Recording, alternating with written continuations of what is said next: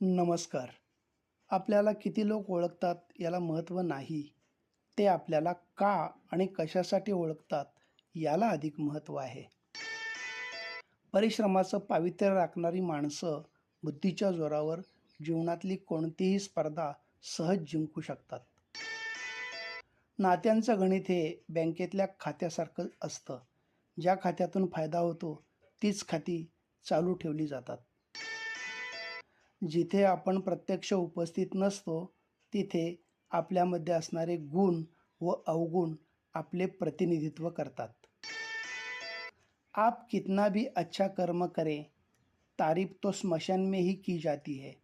सच ये है कि मरने के बाद आपका सामान बांट दिया जाता है और कमाया हुआ धन बांट लिया जाता है. धन्यवाद.